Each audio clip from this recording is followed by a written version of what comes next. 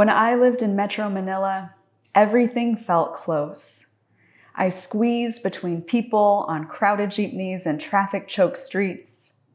In that sprawling city, it seemed every possible space had something going on. Children running, music blaring, construction buzzing, tricycles darting, laundry hanging. The city throbbed with life. But what really felt close to me were the people, constantly drawing me in with their incredible hospitality. Pasok, they would say, come inside, get closer, let's eat.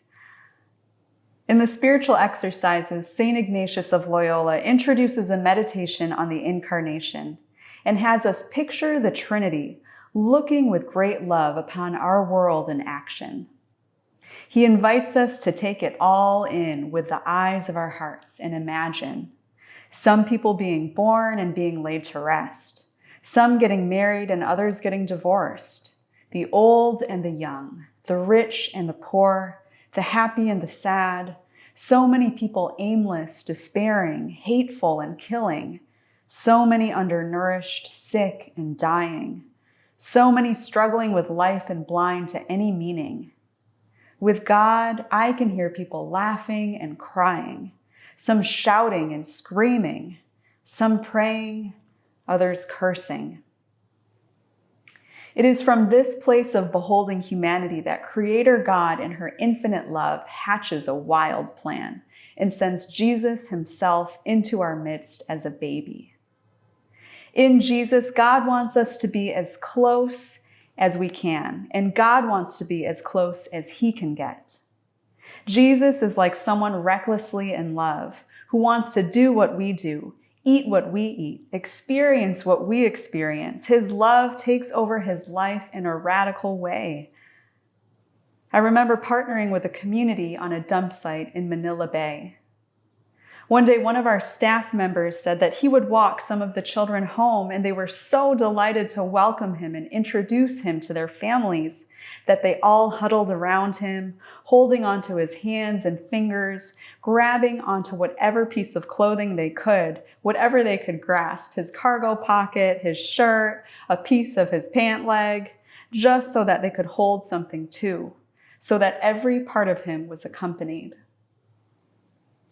If Jesus' life was centered on this incredibly close accompaniment, in today's gospel, we find him at a heartbreaking moment.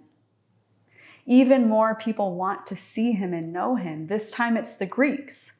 And they approach Philip, who tells Andrew, and Andrew and Philip go together and tell Jesus, and Jesus has had it.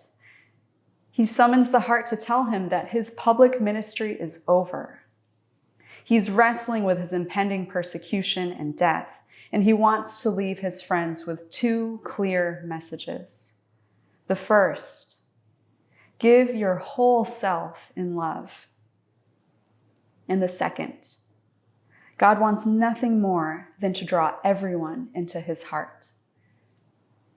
So he uses an image that's close to them, grain in the field, something they've likely seen every day. Unless a grain of wheat falls to the ground and dies, it remains just that, a grain of wheat. But if it dies, it produces much fruit. God calls us to be so full of life, we give our whole selves away in love. And I know people like this, and I'm sure you do too. A mother who crossed all kinds of terrain, all kinds of weather, and a border while she was pregnant, to give her whole self in love for her family and their future. The people who have shown up in this terrible pandemic at incredible personal risk, to keep food on the table, to keep the most vulnerable community members amongst us alive. It's a costly and painful love, but who would we be without it? And God wants to be in relationship with us more than anything.